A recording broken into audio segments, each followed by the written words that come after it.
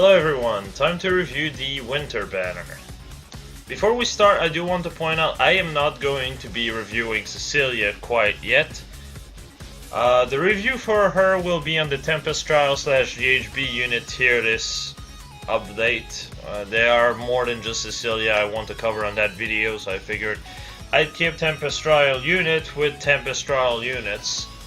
So, alright, I'm going to be covering Winter Ephraim, Winter Eirika, and Fa, and leave it at that for this review. Sorry, it also is a bit late. Life has been a bitch lately, but here we go. So, let's get started with Winter Ephraim. Alright, things to note, he has a Super Bane in res and a Super Boon in attack. Also, he needs the Super Boon to be hitting 175 BST. Wow, I've never seen that one before. But, alright. So, Festive Sigmund, definitely the strongest Sigmund to date, in my opinion. 4 to all stat is insane. I'm quite hoping for base Ephraim to be able to get that weapon, because that would open a lot of ways for the character. Also would combo into solos, which we're starting to get we already got the two best solo skill, which are attack def solo and attack speed solo. So yeah, one is on a legendary banner and the other one's on a seasonal banner that's not gonna stay for long. Hooray! But yeah, Ephraim is a bit weird. He comes pre-packaged for everything but the assist and the special. Dragon Fang is really not that great on him. Even with attack plus, it actually does less than what Ignis would. And it's less consistent in general as well. So, kind of pointless on that one. Cooldown -1 is really good. Bolt Fighter Ignis means you're proccing it in one go. You won't proc it with Desperation, not Desperation, sorry, Quick Repose. But, that's kind of typical. There's not much to say here. All armored unit function the same, so if you've ever seen an armored unit in your goddamn life, you know what this is. This set is basically just Brave Actor all over. So, speaking of that, let's move on to the comparison. Alright, so, oh boy. I was barely considering even putting Arden in there, because I'll be completely honest, the 34 attack versus 41 attack is quite a big difference. But then I realized one thing that Arden has over Ephraim, and that is obviously ploy support. It makes him, well, first off, he's just straight up bulkier than both Hector and Ephraim. Not by much, mind you, but it is worth mentioning. But 2, you can actually use ploy pretty consistent. The only armored unit that it won't really proc on is Surtur, for obvious reason. The guy is min-maxed to hell. But that's not even a matchup you're meant to really win with Harden, is it? Outside of that, he basically has, well, 39 attack versus Ephraim's 41. So, okay, it's kind of close. Still, the bulk is a bit more interesting, and the speed can lead to some pretty interesting sets. Especially involving Special Fighter. Huh? That said, I do consider him still inferior, because at the end of the day, Ephraim gets 4 to all stats for free, and a cooldown -1 weapon. Hector does get a point for the fact that he gets QR5 in his weapon, comboed with Bolt Fighter, which opens his seal slot. But if I'm being completely honest here, Ephraim is still better overall. The Super Boon into attack is really strong. It's kind of funny how his stat line is kind of similar to Halloween Dorcas, who also has 41 attack at base, and also has a Super Boon in attack that he can't actually reach, sadly. But here we are, I guess. Still, pretty good unit, but I wouldn't consider really, going out of your way to get one if you already have Hector or Harden. The difference is there, and yes, he does perform better than both, but very little. That's the kind of problem our armored unit have. They have no niche. And you can't even say, well, the +4 to all stat is kind of meh, because you can't really use ward in conjunction. You can, because the lance and the A slot are all reliant on having no one next to them. 2 range is fine, and ward, you can then buff him up by using ward armor. And on top of that is A slot and his weapon just combo into it. The one thing though I will point out though is that Hector, well, you're going to be keeping him in pack for March. Ephraim, not so much, but that's kind of it. That's like his only one weakness. But yeah, like I was saying, the main problem armored unit is they are all very, very samey. Unless their stat line are vastly different, which, let's be honest here, they are not. It really comes down to, do you have unique skills? Do you have a pref? In this case, he does have a pref, but it's just a, oh, I have massive beat stick power, which doesn't really translate to much at the end of the day. Which is kind of one of the reasons I'm just sick of armored unit in general. It kind of just feels like they're reselling the same unit over and over and over, because they don't do anything different from one another. Like, why would I use Ephraim over Harden if I have one that's fully built? Why would I fucking build an Ephraim if I have a Brave Vector? There's no reason, because they don't have any niche. They can't have a niche because they're armored units. And that sucks. Like, the only character I would say has kind of a niche is Legendary Tiki, because she's the so one of her kind. Talking about blue armored units, obviously. And that's also one of the reasons I want to get her. Also because she works as a really good buffer as well. But like, remove that and it's like, great. Why should I care? I don't care. So, yeah. I guess that's just me, though.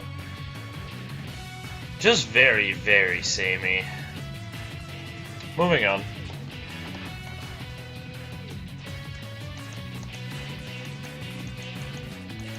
So, alright. Winter Eirika is probably the most unique one of the bunch. Of course, she's the only staff unit, and that's why I said she's the best of the 3, because she doesn't really have anyone that has competition. I mean, you've seen my Lachesis work, right? My Lachesis has the same attack, 1 less death, same res, less HP, but like 6 more speed. Fucking wow.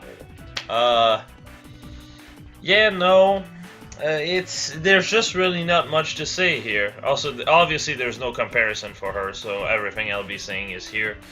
Outside of the builds, which are going to be at the end of the video, I forgot to mention, I'm actually going to showcase a few builds for those units. Having perfect IVs in mind, though IVs don't really influence my judgment on them.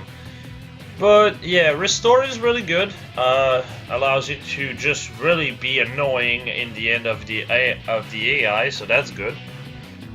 But outside of this, I would say our bulk is our major thing. Honestly, if it was a character I liked and not Eirika, I'll be honest, when it comes down to the FEA cast, there's very few characters I like. I like Garrick. Not like Tedis. If you take those 2 out, I don't really care about many characters of that game. It's just a very bland game, personally. It just feels like, well, there's nothing there outside of, you know, the story between the 3, but I don't find Ephraim particularly likable, and Eirika is just Eirika, a bit too naive for me. There's a difference between being naive or idealistic, and this is just naivete at its finest. Anyway, moving on.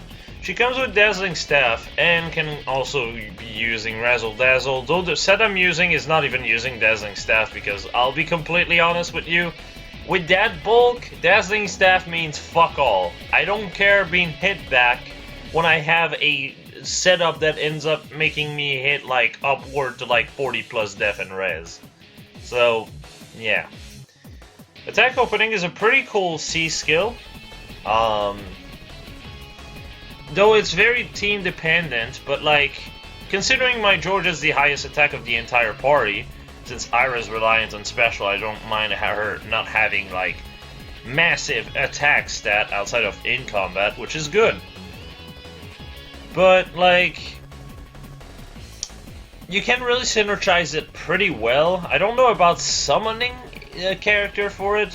If anything, I would be using Joyous Lantern if I'm going to be summoning her to fodder her. But yeah, even Dazzling Staff I wouldn't even bother. There's too many interesting skill on the unit outside of Dazzling Staff, and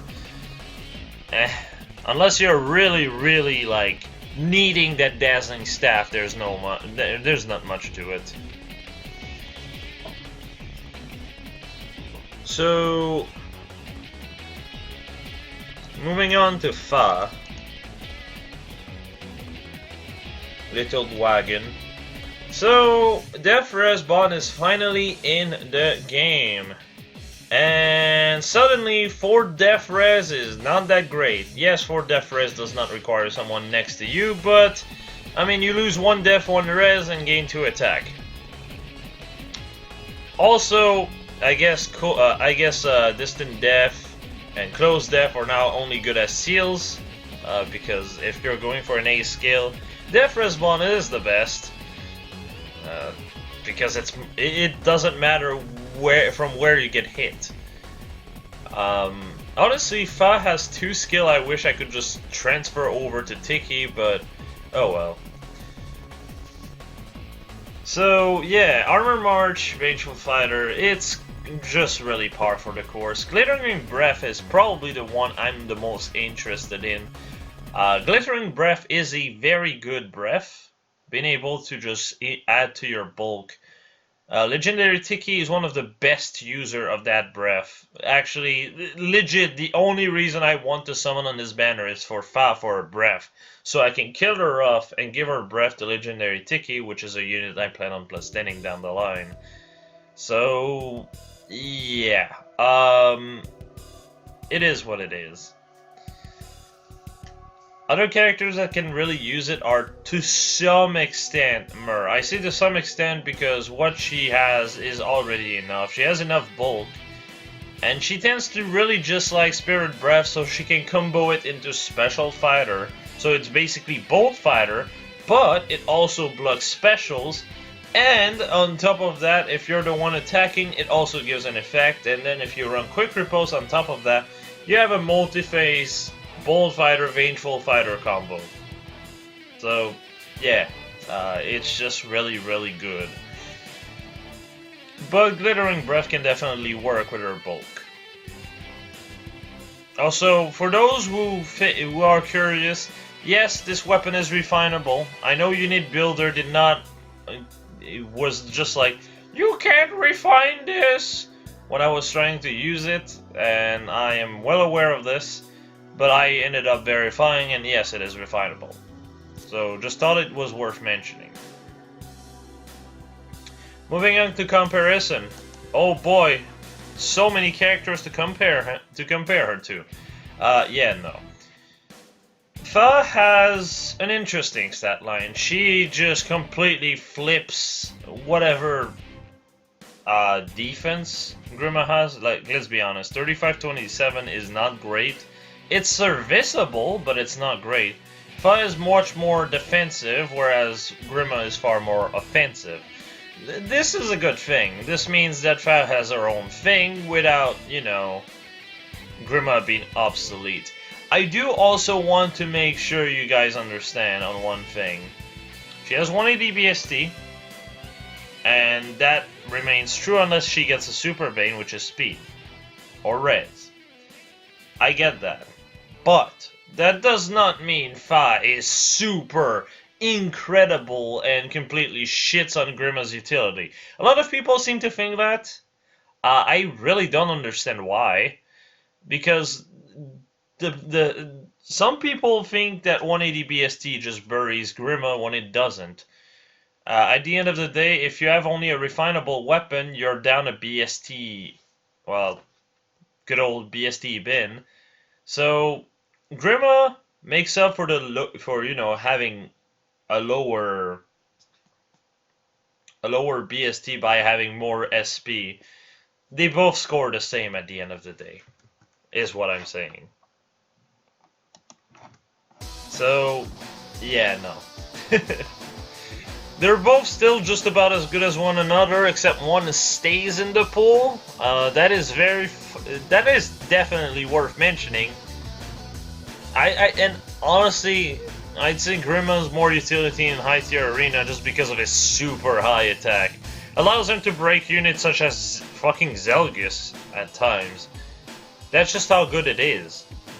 And honestly, if you run Bullfighter, you can actually run Gale Force and get the fuck out after killing Zelgus. It's kind of silly. Though, if I'm gonna be completely honest, if there's any character from the green pool you should be summoning for, it's Surtur from the green pool. As painful as this is to say, Surtur scores better than both of them, and is the best, and I mean literally the best, arena cheerleader of the entire game. Sinmara is one hell of a drug. Surtur's managed to have a fucking ploy spectrum, another amount of drug. It's amazing for any support unit, so there's that. But if your goal is just to have fun and just to plus 10 characters you like, 5 will do you fine. Moving on to builds. Let's start with Ephraim. So, alright. Obviously I'm using a mixed team setting here. The reason why is because he's just the type of unit that will not work too good in a party of armored units, since he doesn't want armor march himself and he doesn't want to buff people through armor march. So yeah, he's really good in mixed team. You can also just run armored boots, mind you. This works pretty good. His base kit is honestly really strong. The only thing I would change is just swap Ignis and QR Seal. That's kinda it, really. At the end of the day, he still has 52 defense and 35 res, which is pretty good bulk-wise. And 39 res, my bad. I forgot Festive Sigmund for a moment. But yeah, attack plus speed minus is obviously best IVs. Special Fighter Quick Riposte is a good set to just block Zelgius's Black Luna, because yes, Black Luna is still very dangerous despite having much more red armored unit for a while now. Black Luna can still break Ephraim on initiation. So Special Fighter QR is a good countermeasure. Just thought I'd point that out. Really, both of those are fine. If you do run Special Fighter, Bonfire is just better in general.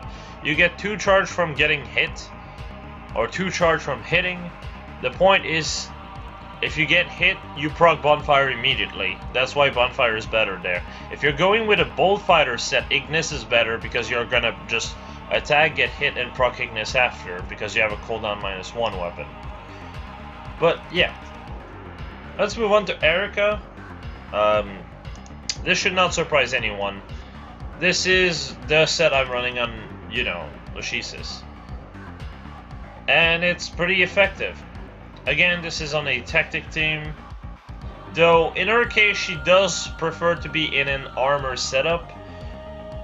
And if you're going to run her in an armor setup, just replace the visible buff by triple wards. Or double. Double plus an armor march on the team would be fine still. This works really good to just highlight her bulk. 3842 is extremely bulky. And the best part about this is you can heal yourself. Obviously the best part is if you can have a rally attack def or rally attack speed. Anything that buffs 6 attack is ideal. Attack def bond combos into this really well. 41-40 is pretty bulky, but you hit 43-42 as long as you have an ally next to you while baiting, which is pretty goddamn good. Absorb is the highlight of this set, however. If you have literally no buff, that's still 51 attack, which hit res, which is why I say Dazzling Staff is not great. You have so much bulk, it doesn't matter. It really, really doesn't. So, yeah. It's basically what I run on, you know, Lucius. I know some people will be like, why Vengeful Fighter? It's just to charge Miracle faster for 1, and 2, because QR is absolutely required for survival. For those who haven't seen my Lucius in action, the way she works is quite simple. If she is under quick repose, she has to heal herself through Martyr. If she doesn't, she's basically dead weight. And that's kind of the same situation here with Eirika, I feel like. It's gonna be the same situation. It's all about staying over 50% health, and if you're not on over 50% health, this is why you have Martyr. Martyr is a heal that allows you to heal yourself without live to serve, which is really handy. It always heals all of the damage you have sustained, so if Eirika is at like 12 HP, she'll heal back to 27. So yeah, just thought I'd point that out. It's definitely the most useful heal if you're going to go for a tank set like this. Moving on to Fa. And again, very similar to another set I've done. You know why? Because those are armored units! Now, HP minus def plus is what I consider ideal. It combos really well into attack def bond. Though, keep in mind, again, there is no refine here. So you could go for a def refine on top of this, so you have 51 def and 47 res while having 47 HP. Just thought I'd point that out because Unit Builder is on the snooze job right now, so yeah. Ignis works really well with Vengeful Fighter, though it can be a bit tricky because her speed is not horrible, and if you go speed minus, you're losing score. Though if you just care about unit utility, speed minus is completely fine. Still, going under 180 BST means you score less than Grima, so let that just be a lesson. Other than that, yeah, no. Again, this is a mixed team. Again, just like the mixed team, you can just use wards. As a matter of fact, wards are really good because she comes with March herself. So you can have triple wards on top of Glittering Breath. That's 18 defense and 18 res, which is extremely fucking bulky. To put it in perspective, a def plus refine with attack def bond, you're looking at 45, 41, and then with Glittering Breath, that's 63 defense. Oh god, actually, with someone next to you on top of it. I forgot that. So, 50, 46, Glittering Breath, triple wards, that's 50, 46, that's